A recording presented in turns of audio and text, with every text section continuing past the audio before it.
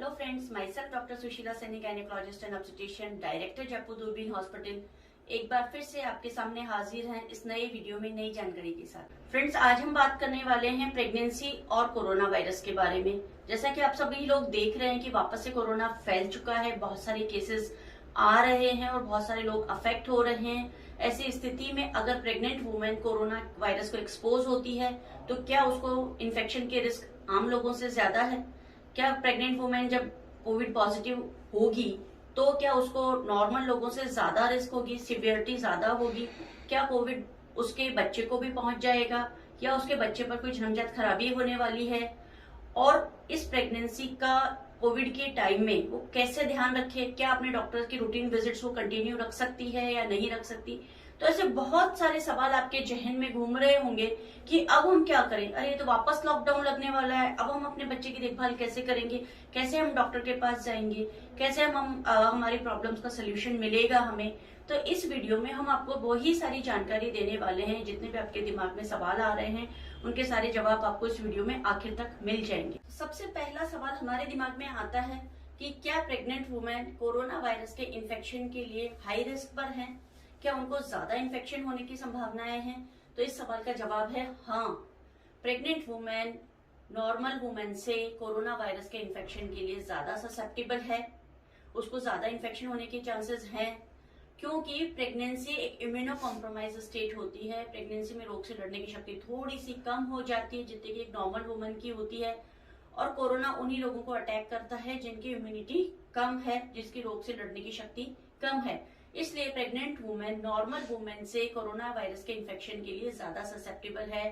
तो उनको अपने बचाव लोगों से ज्यादा रखना चाहिए और अपना ध्यान और ज्यादा रखना चाहिए कि कहीं उनको इन्फेक्शन ना हो जाए। दूसरा सवाल हमारे दिमाग में आता है कि अगर मुझे कोरोना वायरस हो गया प्रेगनेंसी में तो क्या मेरी जो बीमारी है वो दूसरी औरतों से या दूसरे लोगों से क्या ज्यादा सीवियर होगी? तो इसका जवाब भी हाँ है। हाँ, आपको अगर प्रेगनेंसी में कोरोना वायरस हो जाता है, इन्फेक्शन हो जाता है, तो हो सकता है कि आपकी उसकी डिजीज की सिवियरिटी नॉर्मल इंसान से ज्यादा हो। कारण वही है immuno compromise state of the pregnancy. बीमारी की लड़ने की शक्ति प्रेगनेंसी में थोड़ी कम हो जाती है, इसीलिए बीमारी का सिवियरिटी भी बढ़ जाएगा। तीसरा सवाल हमारे दिमाग में आता है कि अगर मुझे कोविड वायरस इन्फेक्शन हो गया है तो क्या मेरे बच्चे को भी कोविड वायरस इन्फेक्शन हो जाएगा या बच्चे पर कोई ऐसा बुरा प्रभाव पड़ेगा कि जिससे कोई बच्चे में जन्मजात खराबी हो सकती है? तो इसके जवाब में हम ये कहेंगे कि अगर आपको कोविड इन्फेक्शन हुआ है और आप प्रेग्नेंट हैं तो वो आपके बच्चे को ट्रांसमिट नहीं होता है। तो इसलिए डरने और घबराने की जरूरत बिल्कुल नहीं है। हाँ, बच्चे पर थोड़ा असर पड़ सकता है लेकिन उसमें किसी प्रकार की कोई जन्मजात खराबी नहीं होगी, यानी बच्चा कोई डिफेक्टिव पैदा नहीं होगा। और अगर आपको कोविड इन्फेक्शन हो गया और आप प्रेग्नेंट हैं तो आपके दिमाग में ये विचार नहीं लाने की जरूरत है कि कहीं मुझे अबॉर्शन कराने की जरूरत है। नहीं, ऐसा करने की जरूरत नहीं है। आप एक स्वस्थ बच्चे को जन्म दे सकती हैं, बशर्ते कि आप अपना पूरा 9 महीने अच्छे से ध्यान रखें और बच्चे का अपना टेक केयर ठीक से करें। तो आप इस कोविड वायरस के इन्फेक्शन के साथ भी बच्चे का देखभाल कर सकती हैं और स्वस्थ बच्चे को जन्म दे सकती हैं। अगला सवाल जो हमारे दिमाग में आता है कि अगर बच्चे पर कोई इफेक्ट पड़ रहा है कोविड वायरस इन्फेक्शन का तो क्या है?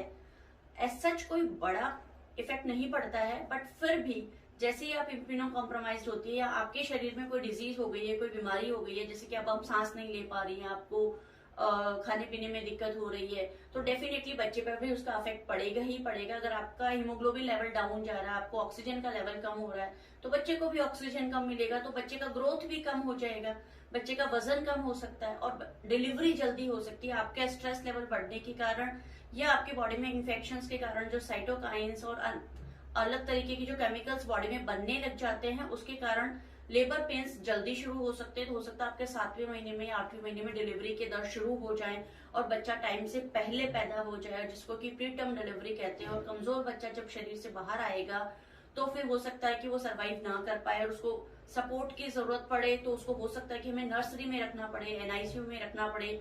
तो अपने को इस चीज की टेक केयर करनी होगी कि सबसे पहले तो आप अपना बचाव रखिए कि कोविड वायरस इन्फेक्शन ना हो। अगर हो जाता है तो आप डॉक्टर की सलाह के साथ अपनी प्रेगनेंसी कैरी ऑन कीजिए और अपनी डिलीवरी एक ऐसे संस्था में, ऐसे इंस्टीट्यूट में, ऐसे हॉस्पिटल में कराए जहाँ पे एनआईसीयू की फैसिलिटी हो, ताकि अगर बच्चा जन्म से पूर्व भी पैदा हो रहा है तो उसका देखभाल की जा सके। आपके दिमाग में अगला जो सवाल आता है कि अगर मेरी प्रेगनेंसी चल रही है तो मेरा क्या हॉस्पिटल जाना सेफ है डॉक्टर को दिखाने के लिए? क्या मैं डॉक्टर से कंसल्ट करने के लिए हॉस्पिटल विजिट्स कर सकती हूँ? तो हाँ, बिल्कुल आप कर सकती हैं, लेकिन आप ये कर सकती हैं कि अगर कुछ ऐसा इमरजेंसी नहीं है तो आप अपने डॉक्टर से ऑनलाइन कंसल्टेशन ले सकती हैं। वीडियो कॉलिंग के थ्रू भी कंसल्टेशन ले सकती हैं, जिसमें आप अपना बीपी वजन घर पर देखकर डॉक्टर को बता दें।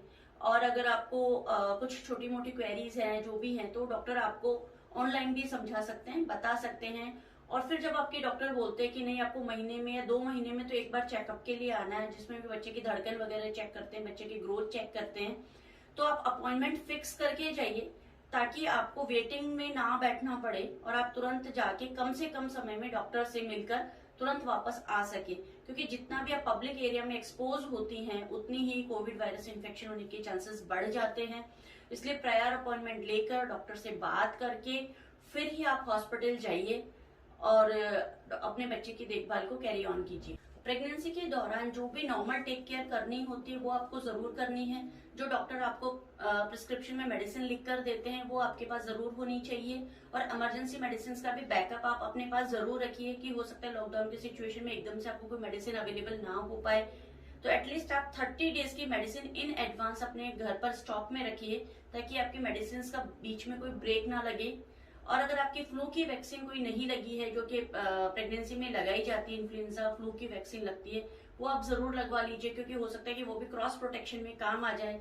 इसके अलावा Tdap और लगता है, जो टेटनस का वैक्सीन है उसका भी एक वेरिएंट आ गया है, Tdap बोलते हैं, जिसमें टेटनस और डिप्थेरिया पर्ट्यूसिस वो भी कवर्ड है, तो वो वैक्सीन भी आप जरूर ले लीजिए। तो आप अपने आप का वैक्सीनेशन कंप्लीट रखिए और उसके बाद अपने डॉक्टर की सलाह के साथ जब भी अपॉइंटमेंट फिक्स होता है तब आप जाकर दिखा सकते हैं और मेडिसिन टाइम टू टाइम लीजिए। एक बहुत ही कॉमन सवाल रहता है कि हम घर पर ऐसा क्या कर सकते हैं जिससे कि हमारी इम्यूनिटी बूस्टर हो जाए, कोरोना वायरस का इन्फेक्शन ना हो और हमारे बच्चे का और हमारी प्रेगनेंसी का ग्रोथ भी ठीक से होता रहे।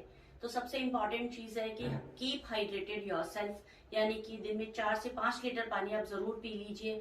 जितना भी पानी आप पीते रहेंगे तो अपने बॉडी के टॉक्सिन्स बाहर निकलते रहेंगे, बच्चे में आपके शरीर में पानी की कमी नहीं होगी। दूसरा इम्पोर्टेंट चीज है कि अपने आप को भूखा ना रखिए, हर 2 घंटे में कुछ ना कुछ आपको जरूर खाना है। उसमें जो भी आपको अच्छा लगता है वो खा सकते हैं, जो भी सीजनल अभी नॉर्मल जो मार्केट में अवेलेबल है वही खाना है। पैकेज फूड नहीं खाना है, प्रिजर्वेटिव एडेड फूड नहीं खाना है, ताजा बना हुआ घर का खाना खाना है और आप उसमें बहुत सारे एक्सपेरिमेंट कर सकती हैं। इसके अलावा फ्रूट्स और आप सीजनल फ्रूट्स एड ऑन कर सकती हैं जो कि अभी मार्केट में अवेलेबल हैं, जिसमें कि आंवला आप अच्छे से ले लीजिए, अमरूद ले सकती है, आम ले सकती है, तरबूज ले सकती है, खरबूजा ले सकती है जो कि अभी आराम से मार्केट में अवेलेबल है, एप्पल अभी आ रहे हैं, अनार आ रहा है। तो ये सारी चीजें आप आराम से खाइए और अपनी इम्यूनिटी स्ट्रॉन्ग कीजिए। इसके अलावा जो आपको सबसे इम्पोर्टेंट ध्यान रखना है कि आपको घर पे ही रहना है, अननेसेसरी बाहर विजिट्स नहीं करनी है, क्राउडेड प्लेस से दूर रहना है। अगर आप बाहर जाती हैं तो मास्क लगा के जाइए और मास्क जब भी लगाती है तो मास्क को अननेसेसरी हाथों से टच ना कीजिए। और अगर आपको मास्क हटाने के बाद भी अगर अपने जो हाथ हैं उनको मुंह पे टच नहीं करना है। इसके अलावा जब भी आपको खांसी या छींक आती है तो आप अपना कोहनी का इस्तेमाल कीजिए, हाथों का इस्तेमाल ना कीजिए। और इसके अलावा जब भी आपको लगता है कि आपने कहीं टच किया है तो बार बार अपने हाथ धोते रहिए। हाथ धोने के लिए साबुन का इस्तेमाल कीजिए, कम से कम 20 सेकंड तक रगड़ के हाथ धोने हैं। और अल्कोहल बेस्ड सैनिटाइजर आप यूज कर सकती हैं, बट अगर आप किचन में काम करती हैं तो आपको अल्कोहल बेस्ड सैनिटाइजर नहीं यूज करना है, हाथों में आग लग सकती है, बहुत बड़ा रिस्क है। आपको अल्कोहल बेस्ड सैनिटाइजर से दूर रहना है किचन में काम करते वक्त, उसको किचन में नहीं रखना है। अब आपका अगर कोविड वायरस इन्फेक्शन से आपने अपना बचाव रखा है और आप अभी तक कोविड नेगेटिव हैं और आपको लेबर पेन शुरू हो गए हैं तो आप एक ऐसा हॉस्पिटल चुन सकती है जो कोविड नेगेटिव वायरस या कोविड नेगेटिव मदर्स की डिलीवरी कराई जाती है, जहाँ की आप अपने और अपने बच्चे को सुरक्षित रूप से जन्म दे सकें और कोविड इन्फेक्शन लेके ना आए। लेकिन किसी कारणवश अगर आप कोविड पॉजिटिव हैं तो आप ऐसे हॉस्पिटल में जाइए कि जो कोविड पॉजिटिव मदर्स की देखभाल करते हैं, उनके पास पूरी टीम होती है, पूरे साधन होते हैं जिससे कि वो आपकी सेफ डिलीवरी करा सकती हैं। और डिलीवरी होने के बाद एक बहुत बड़ा क्वेश्चन हमारे दिमाग में आता है कि क्या हम बच्चे को ब्रेस्ट फीड करा सकते हैं या नहीं करा सकते। क्योंकि अगर आप कोविड नेगेटिव हैं, जब तो आप सेफली दूध पिला ही सकती हैं, उसमें तो कुछ पूछना ही नहीं है, कुछ सोचना ही नहीं है। लेकिन अगर आप कोविड पॉजिटिव हैं तो फिर एक सवाल दिमाग में आता है कि कहीं ब्रेस्ट फीडिंग से मेरे बच्चे को इन्फेक्शन तो नहीं हो जाएगा। तो अभी तक की जो रिपोर्ट्स हैं, क्योंकि कोरोना को चलते भी एक साल तो कंप्लीट हो गया है और काफी रिपोर्ट्स और काफी स्टडीज सामने आई हैं जिसमें ये कहा गया है कि ब्रेस्ट फीडिंग से बच्चे को कोविड वायरस से इन्फेक्शन नहीं फैलता है। तो आप सेफली दूध पिला सकती हैं, लेकिन जब भी दूध पिलाएं मास्क लगा के रखें, हैंड वॉश करके फिर ही बच्चे को दूध पिलाएं। और अगर आपका बच्चा एनआईसीयू में रखा गया है, नर्सरी में रखा गया है किसी कारणवश, तो आप उसके लिए ब्रेस्ट पंप से दूध निकालकर बच्चे को भिजवा सकती हैं। और कम से कम दिन में 8 से 10 बार आपको ब्रेस्ट मिल्क एक्सप्रेस करना पड़ेगा ताकि बच्चे की डिमांड पूरी की जा सके। तो मैं समझती हूँ अब आपको समझ में आ गया होगा कि प्रेगनेंसी और कोरोना को दोनों को साथ कैसे लेके चले, क्योंकि कोरोना तब हमारे साथ ही है, कहीं जाने वाला नहीं है। तो हमें उसके साथ रहना सीखना पड़ेगा और उसके साथ रहने के लिए हमें सबसे पहले मास्क लगाना पड़ेगा, हैंड सैनिटाइजर यूज करना पड़ेगा, हाथ धोते रहना पड़ेगा, इधर उधर फालतू टच ना करें, अपने एल्बो के अंदर स्नीजिंग या कॉफ करना है और अपने फेस को बार बार टच नहीं करना है। बहुत ज्यादा लोगों से नहीं मिलना है, बहुत ज्यादा लोगों को अपने घर पे नहीं बुलाना है, लोगों से डिस्टेंस रखनी है। तो ये सारे मेजर्स अगर आप फॉलो करेंगे तो आप अपना कोरोना वायरस से इन्फेक्शन से बचाव कर पाएंगे। और अगर आपको ये जानकारी लाभदायक लगती है तो आप अपने फ्रेंड से, रिलेटिव से शेयर जरूर करेंगे। और अगर अभी तक आपने हमारे YouTube चैनल को सब्सक्राइब नहीं किया है तो आप उसे जरूर कर लीजिए। हम आपसे फिर मिलेंगे नए वीडियो में नई जानकारी के साथ। तब तक नमस्कार।